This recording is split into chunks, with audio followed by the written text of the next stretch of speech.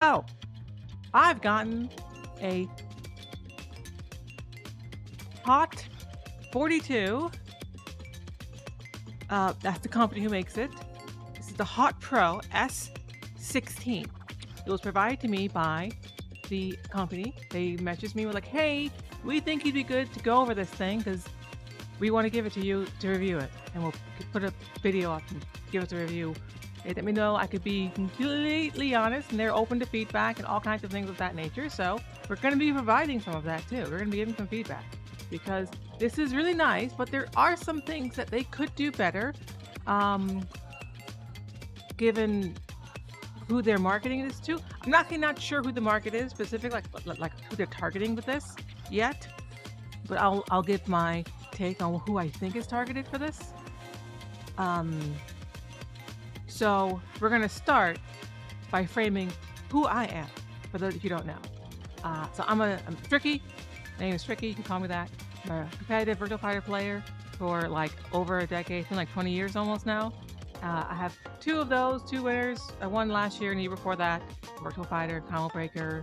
So all of my and I've been using the hitbox or a leverless controller. The one that right there was my first leverless. I built that from scratch. It used to look different, but now it looks like that.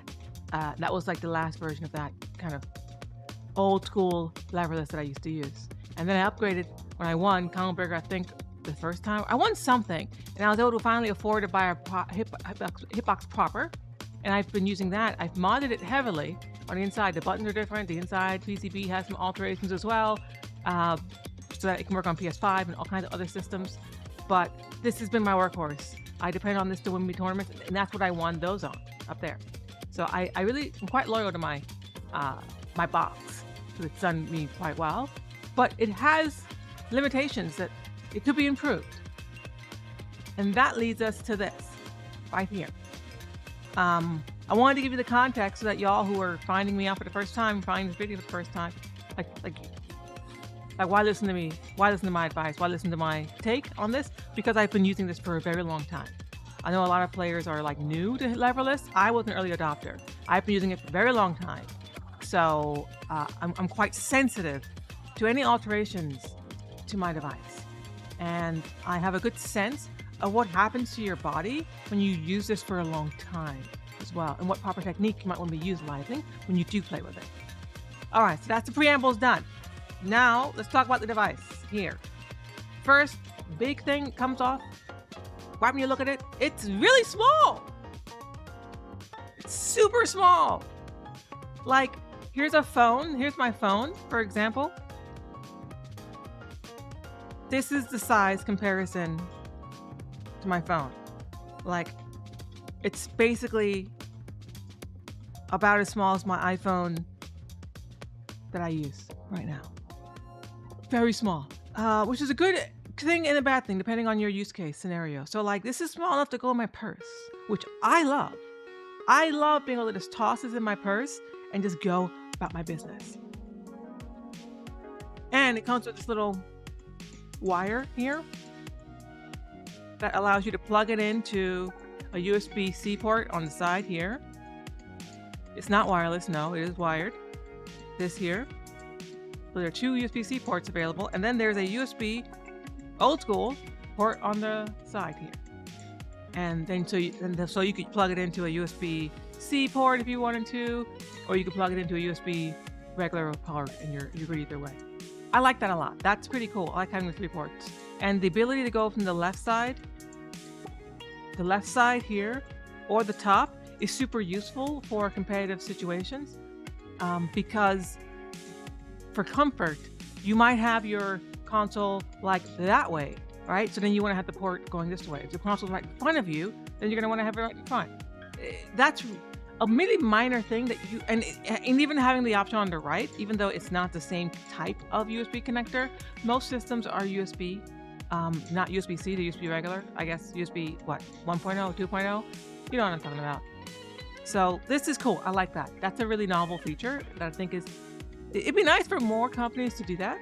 Like the hitbox would be nice to have that option. We only have the one option, but we'll get into that later when we talk about like tournament use and situations. What else do we have here? There are many buttons. There are a lot of buttons on this thing, which is nice. That's a big plus.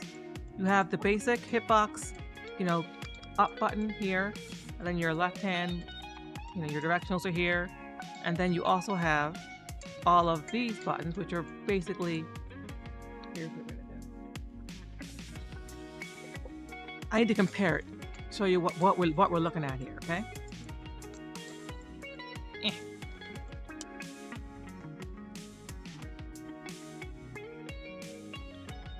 Okay, does this work?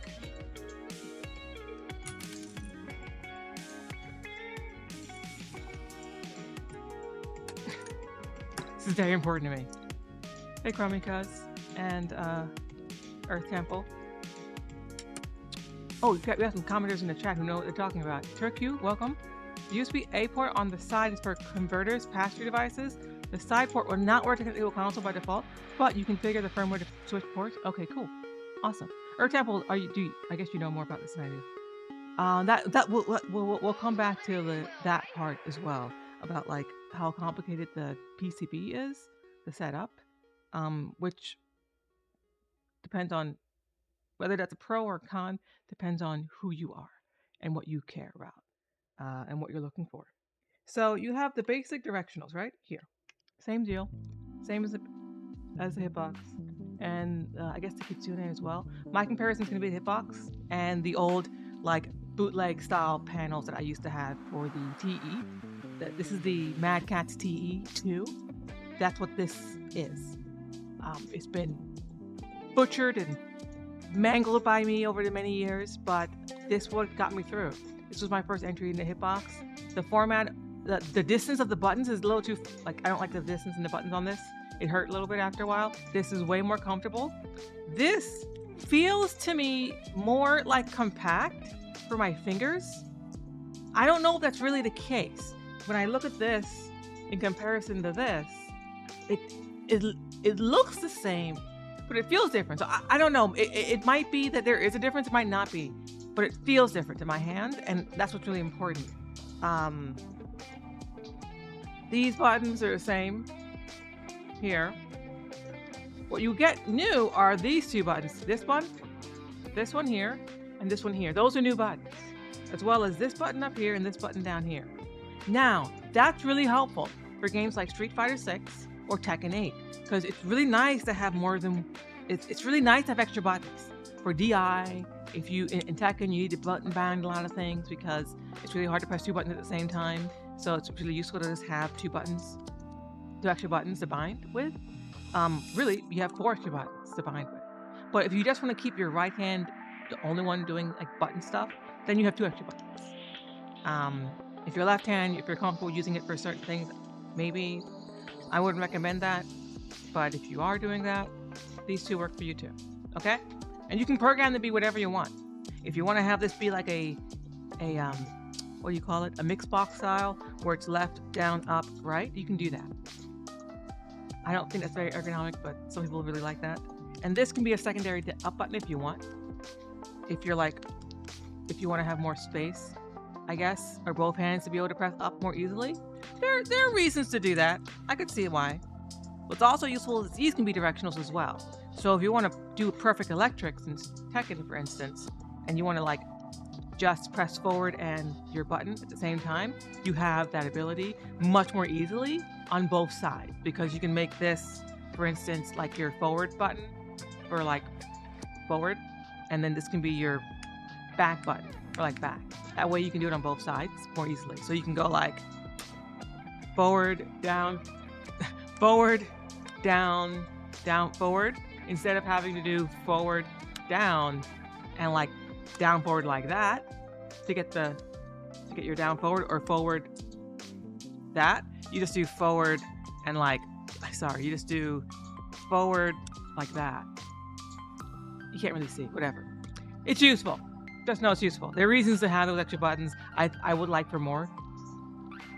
I would like for more. My Siri just got activated. Siri, shut up. I would like for more systems, for more controllers to have that option. Okay, take this off the screen. Off the screen. Don't fall up now. Oh, speaking of which, another difference.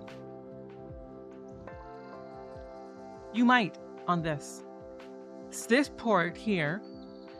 So now we're going to talk a little bit more about these ports and tournaments and like how one's nerves impact your ability to do certain things. Certain things that are very simple normally become really hard when you're in a tournament.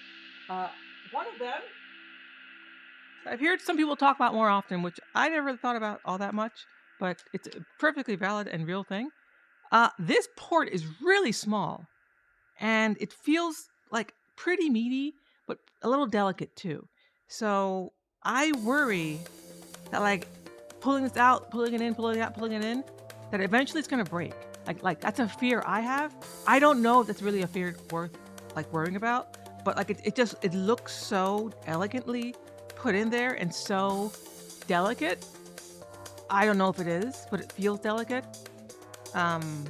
Makes me nervous, and I worry that like in a tournament one day it might just pull it out too hard and it's gonna break, or it's gonna get loose and suddenly, this is my only device I have at my event. I'm screwed, and because of how it's built, it's not easy to fix this on the fly because it's all the PCB is like right in here, like you can see it. So you really don't have a lot of leverage if something breaks. That's what it looks like to me, at least, compared to something like this, which is bigger, has PCBs on the inside, there's some distance from the PCB, and like my connector, which is this, it has a connector that like, this is my connector, and I just line it up, stick it in. I never have to worry about this thing breaking on me. And it has. That's a problem. It has happened. Like not this part broke. This part's gotten a little loose, but like that's a problem that does happen. It's a legitimate issue you can be concerned about if you're going to tournaments and you're constantly plugging in and unplugging your stick, which you're going to be doing. I'd be worried about that. I don't know what Haute 42 can do to fix that particular issue because it's more of a feature of a press design. Maybe add more like something to these connector ports. What is on the other? What is the sticking up? That one? That's my first hitbox my first lever list that I built on my own. It's in the beginning of the video. You might have missed it. This is a video for the company that sent this to me, so I'm trying to make it nice and tight. But we're doing it live, so I don't edit my stuff because I don't got time for that. All right. So we started talking a little bit about use case scenario. It's fine, really.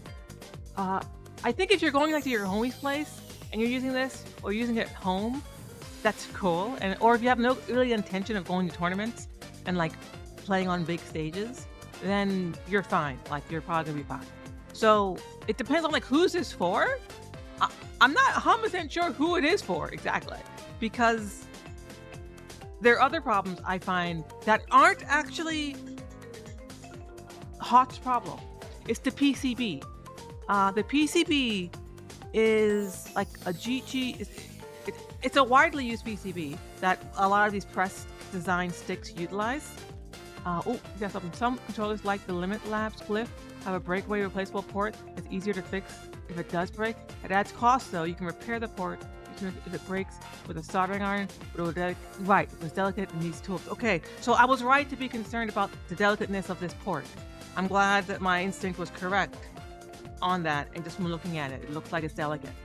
So you can't like, I'm not gonna break it here on stream because I like it, but you have to be careful, and you can't just like jank it out. But you need some force to pull it out, which is good because you don't want this falling out while you're playing.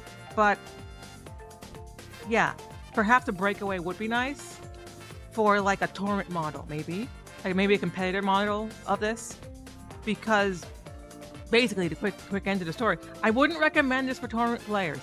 Basically, don't use it in tournaments. It has too many problems. That one will not work in that use case scenario. casual, fine. Going to the arcade, fine. Going to the next level arcade, going to Brooklyn Arcade, perfect place. If you're just taking it with you because you think you might play games and you're not sure, just toss in your purse and you're good to go. This is great for that. That's the use case for this. But even for that, there's a problem.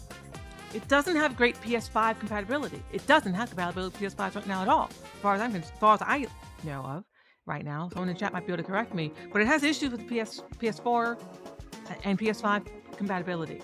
You need a does have rubber feet in the bottom, so it doesn't. It comes with rubber stickies that you can attach on your own, but it's very slippery. Now it would be nice to have like a premium kind of thing on the bottom that would cover it.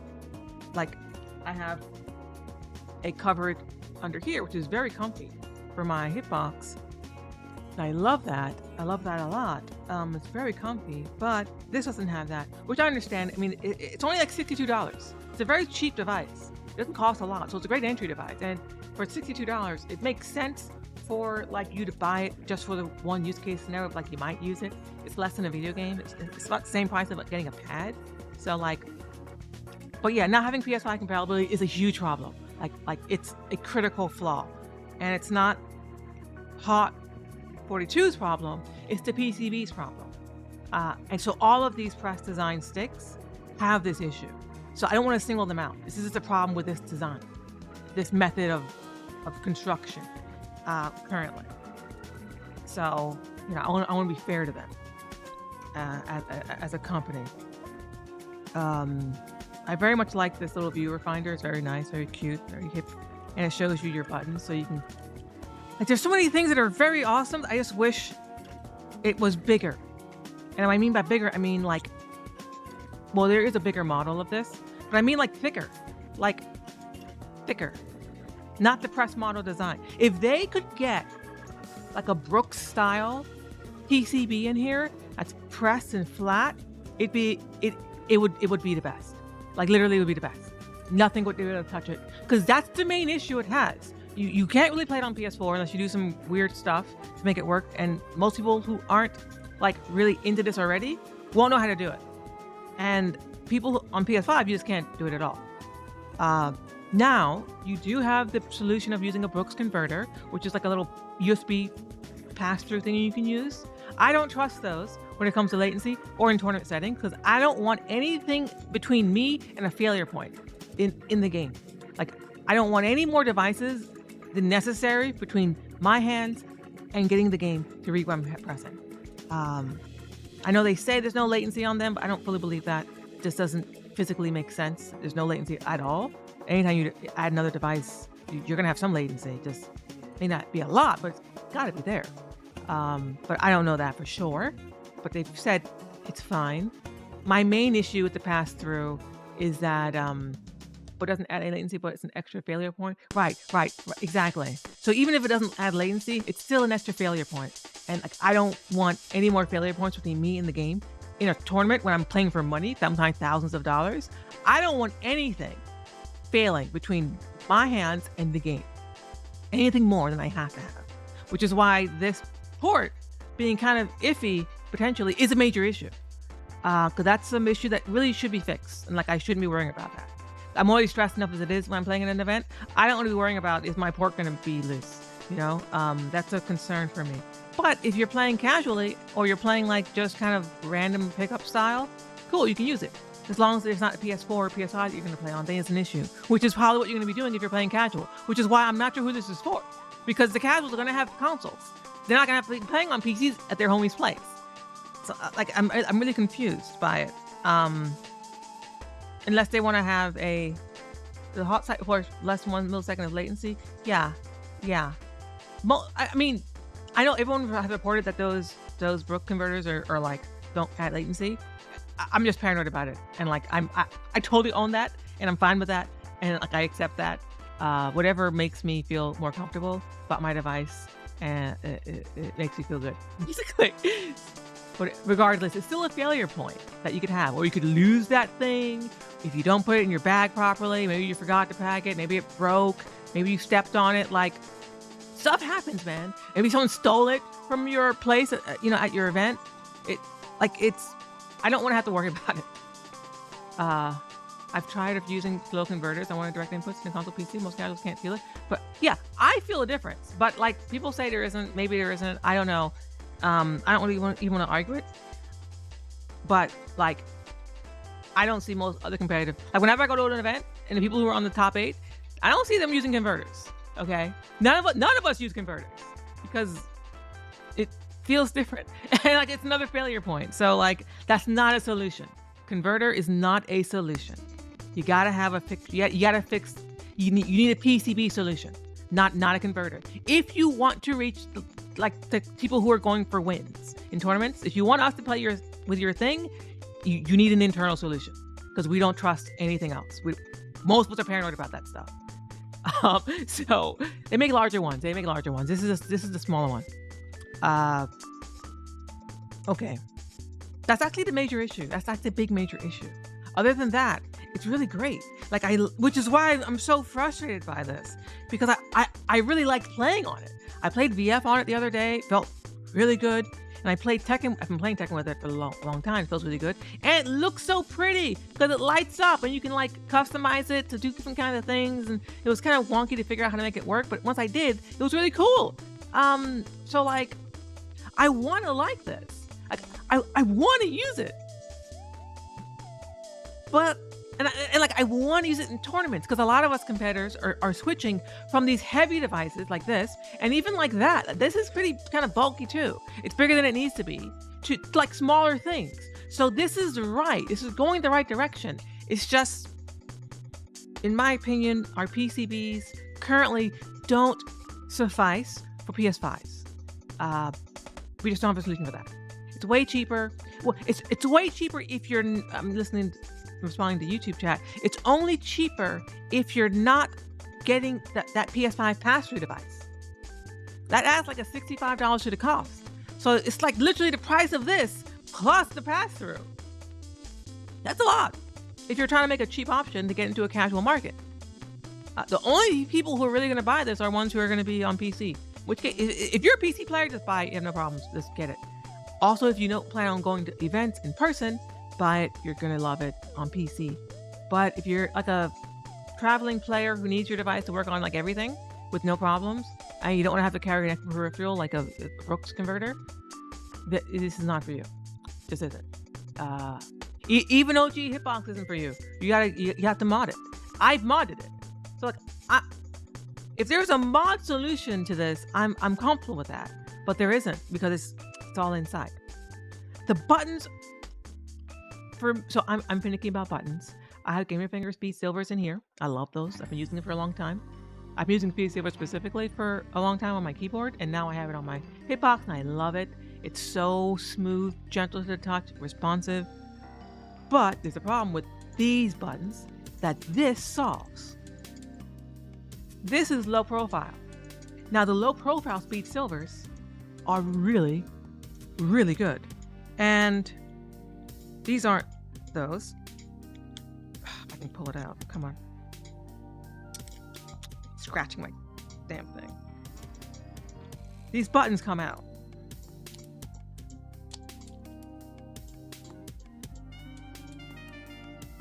There we go, got it. It's a little hard to get them out, but like these caps come off. These caps come.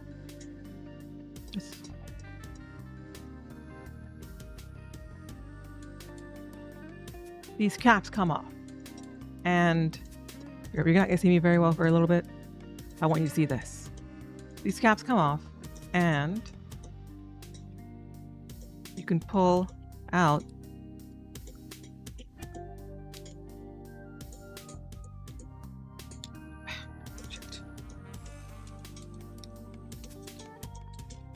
hypothetically,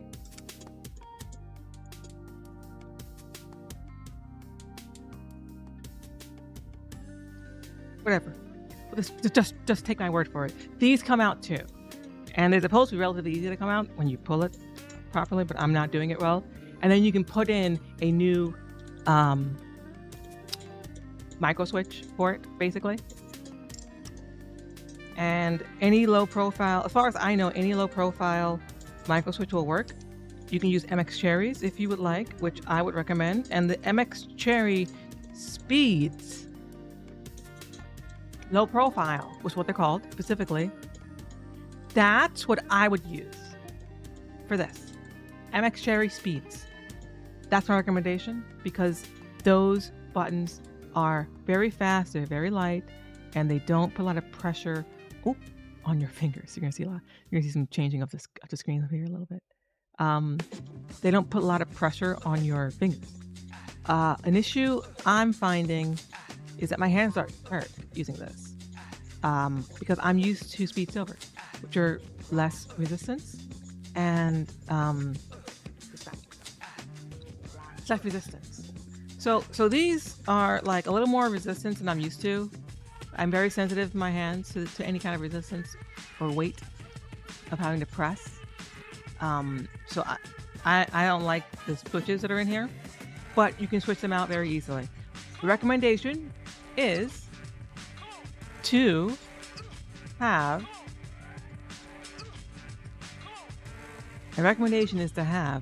this have options. Don't make us need to buy Speed Silvers or Silvers, low profile MX Cherry Silvers Speeds, or I think they're called MX Cherry Low Profile Speeds. That's what they're called. Speed Silver is the regular size MX Cherry branded thing. MX Cherry Low Profile Speeds is the low profile version of it. Those are great. Those are for this. And what I like about those over these micro switches is that they actuate faster. And because the full travel distance is shorter, not than this, but than the gamer fingers, which you use the same MX Cherry Silvers, regular silver style, you'll bottom out more quickly, which means that you don't press the button as far, which means you can get back to neutral faster. I like that a lot. An issue but though the problem is these, because they have extra force, they reset the neutral really very quickly. And I was able to notice that. Like, it was noticeably faster in its reset to neutral, which actually was quite helpful. They both had activating point 45 grams. Yeah, well, 45 grams plus or minus 10. So there might be some variability in the manufacturing. So, you might have one be not exactly 45, but 45, a little more than that, or a little less than that, depending on it. They both have 45 gram. Wait, what? Resin servers have the same spring rate. It's just the actual faster, I believe. They both bottom out at 62 grams. I don't know then. It feels different. I don't know how to describe it then. My recommendation is still to use the Speed Silvers or Silvers. I don't like the reds. They do have more force required to press them. The regular reds do. And this, I can feel there's more force required than I use for those, which are also Speed Silvers. They should feel different. The stem is slightly different in the silvers. The legs are more aggressively positioned. Well, these also aren't just regular. These aren't MX Cherry Reds. These are like cold. This is some other brand. I've never heard of them. But that's who's in these. Moral of the story is I don't like. Yeah, there we go. Kate low profile switches. Moral of the story is I don't like these switches. I prefer MX Cherry switches. These are too much force. It's too much resistance on them. These, I barely touch it, and they actuate. And these are just Speed Silvers inside. So, yeah, I prefer the MX Silvers over any other brand. Especially for hitbox style or like leverless controllers. Still, you just can't go wrong with Silvers. They're the best. There's no other micro switch, in my opinion, that beats them out. So, because you don't want to be pressing hard on the butt. You should be gently caressing and lightly tapping them. How much do you worry about the sound of the switches? Are those loud and clacky? They are a little louder. They are. That's more of a function of. I should give you the sound test so you can hear. We're gonna give a button sound test.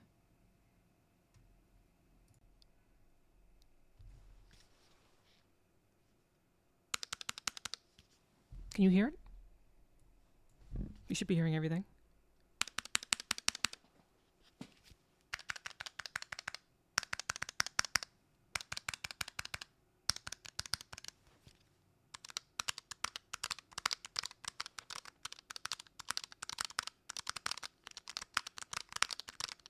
This is me pressing pretty hard. I'll do the gamer fingers next. This is me pressing pretty lightly. This is about how light I would be pressing normally. Here's the gamer fingers that I use currently.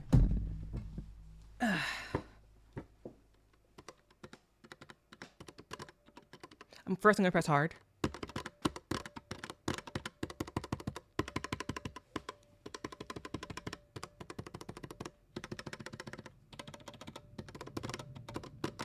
Now I'm going to play like I normally would.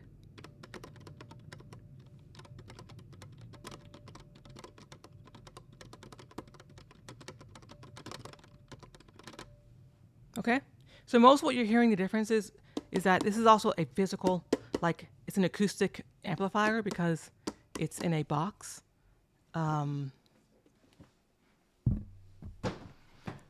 They are louder for sure, because reds, in my experience, are louder, more broadly speaking. What? That's not a problem for most. It's not loud enough that I'd be concerned about it. I'm not concerned of how loud it is. I'm more concerned about how it feels to press. It's too much resistance for me. Even though the website says that they're the same, I have silvers right next to me. I'm using them. They feel less resistant to me. I think this is more clacky because of the cap. I don't think it's the switch. I think it's the cap. So you might not find that it changes all that much with a different in terms of sound wise. They're much quieter than the sound was for sure. And yeah, you're not gonna piss people off with this if you live in a house with other people, unlike myself, where I can be as loud as I want. No one will hear me make sounds. But for those of you who have people to worry about, yeah, this is a good option for that. I want to say really low profile switch have a different pin on it. Yeah, I was looking into it yesterday on stream, Raz specifically, and it might have been like a 2 gram difference, which isn't a lot, but when you're pressing a button like a lot, it makes a difference.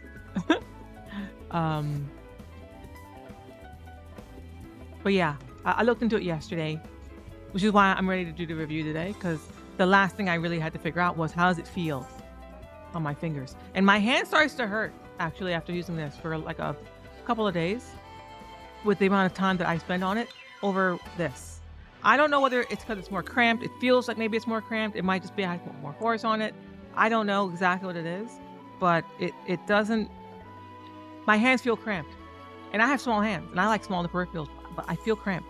I want, what I would like is to be sitting like this. Like, not like this, but like this. So I would need a wider device, and it would need to have its hands like here. This way it can feel more like playing a piano as opposed to playing like a miniature, like playing on my iPhone. It's too small for me. But I know that's what they're going for with this, so I'm not going to critique them that much on it. For what they've done, it's pretty impressive. And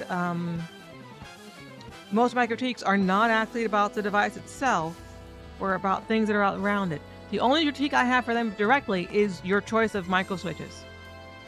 Give us the option to pick what we want inside it. That would be amazing. That would be absolutely amazing and fantastic. Have you seen the all fight sticks, like split layout, like the 16 in roughly the same size as the hitbox? I haven't. Do they have any of the devices close to the size of a hitbox? They do. They do. They might be sending me more of these. They have like 2 other ones they want me to go over. They might send to me. They might not. We'll see after this video. But yeah, a split stickless. So that's really the review here. PC players who are going to play at home on their consoles, players who already have a book converter port thingy. This is for you. Players who don't fear a port potentially breaking on them. Players who really care about like LEDs and want to do cool things with it, or do cool things with the display here, because you can do a lot of cool things with it that I've seen. if you really care about that, it's very, very aesthetically pleasing.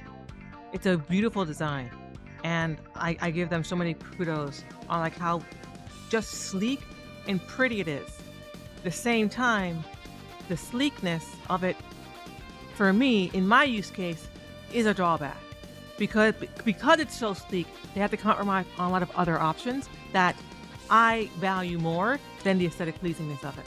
I do like an aesthetically pleasing device. It's like, look at how this is beautiful, so beautiful. But it's beauty at a cost, and the cost for me is too high. If they can figure out the PS5 issue, they can fix that. That'd be great. Put it right there. Ah! Yo, those fighting game reactions, right? Y'all saw how fast I grabbed that? The fighting game reactions helps you with life, baby. Hopefully they'll send you the M3 like a review. I'm looking for a stick. Is the M3 a stick or is it a leverless also? Yeah, it's the end of the